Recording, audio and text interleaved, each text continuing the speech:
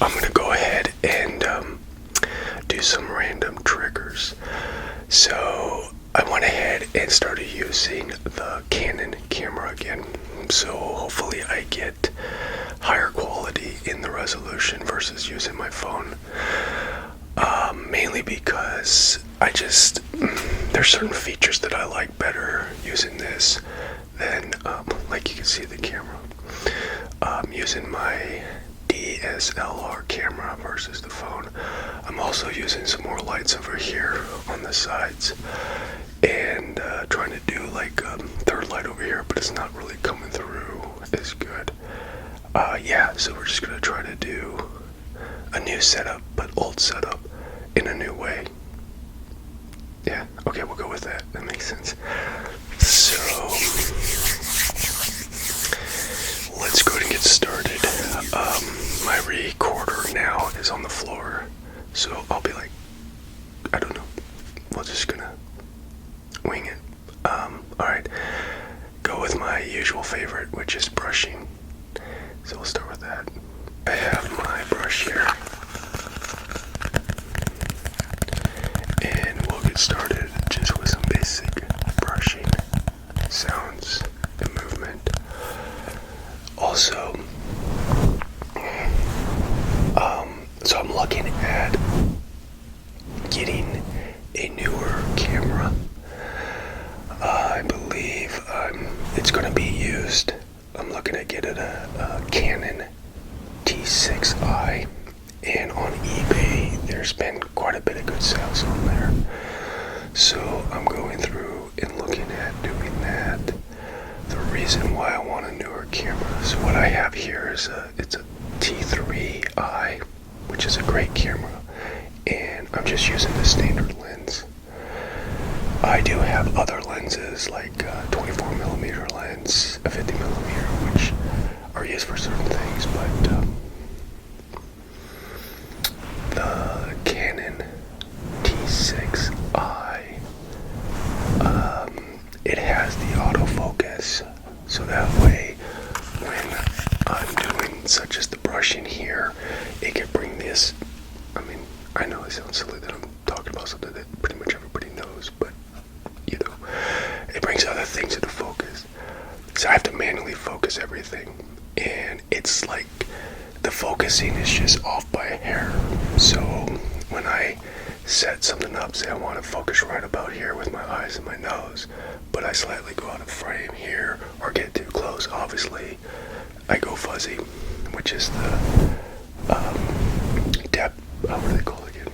Not depth perception, but I don't even know what I call it, you know. So I'm gonna get something that's going to autofocus that, and I don't have to manually do that myself. So that's one. Alright, let me move on to the next trigger. So, you know, I bought myself, or not bought, but I got one of these at the Christmas. I'm kind of curious how this light saber works with, it's not too bad, with this camera. Again, it's not in focus entirely, but I do like that the color doesn't get completely washed out with, see, it looks like it's pink, it's more red, but I do like that it doesn't get completely washed out sometimes with the phone camera. You know, it can just get, it just gets completely washed out. Like, you may not see the color. I mean, this does look not quite as red. It's not picking up the red as much as I see in person. But that's also because I got lights right on there. So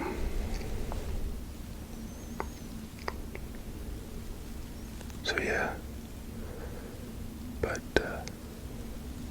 I do like it though. So going back to what I'm doing here, it just feels better. I like it. I was using a ring light before. I'm now just using two lights on the left and on the right, which I prefer. Well, depends on what I'm doing, I suppose. I don't mind either one.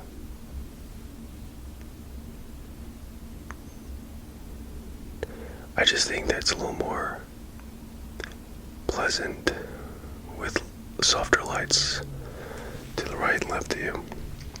But, alright, let's move on to the next trigger. Tape, measuring tape, another one of my favorites. We're going to measure your face. Measure your face.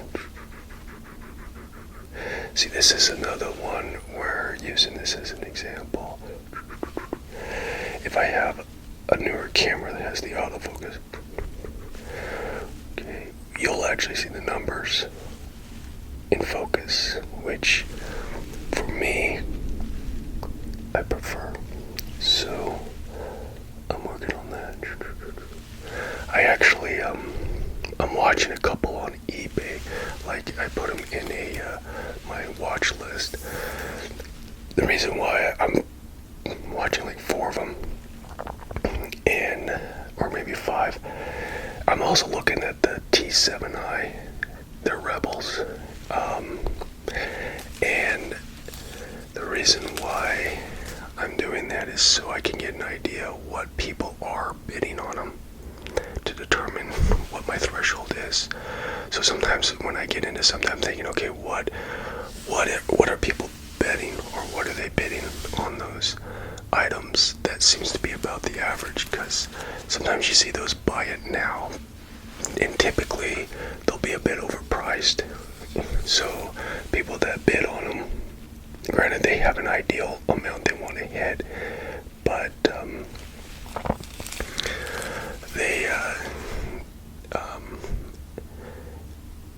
sometimes you don't know, and if you put too high of a price, it just sits there. So yeah, let's put it on that. Okay, let's move on to the next trigger. Alright, my next trigger, light. Not the lightsaber, but the regular light. I'll just do a couple of cross lights here. Let's go this way.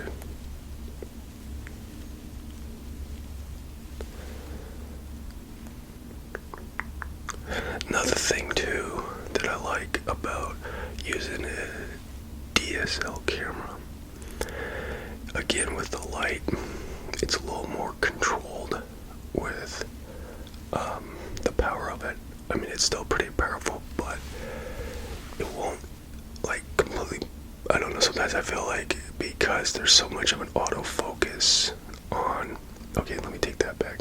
There's an auto correction, because I just said I want autofocus, but then it's an auto correction with colors and lights, even when you try to manually do it as much as you can on the phone. But well, basically it's the white balance, and I feel like it throws off the color. You don't keep consistency with the DSLR, which you have more consistency than using the phone. And I don't mind the phone, I think they're great. I use an iPhone, and I think as much as the iPhone likes to brag about their camera quality, maybe for photos, but for videos, no, they're really not. I think they're probably one of the worst ones.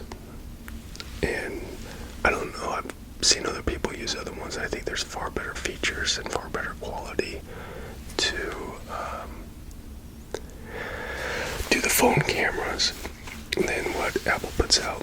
But that's just my opinion. I know some people might disagree, especially for low light. When you have low light and you're using artificial lighting to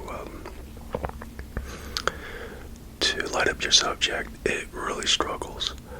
Whereas if you take your iPhone outside and you got natural light, it does just as fine. I don't think you're even really going to notice a difference as much.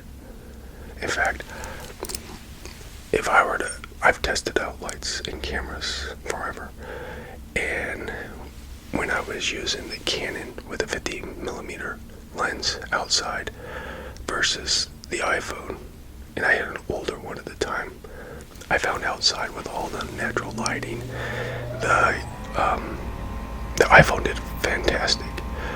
But for indoor, when you have controlled lighting, control backgrounds and everything, there was no comparison.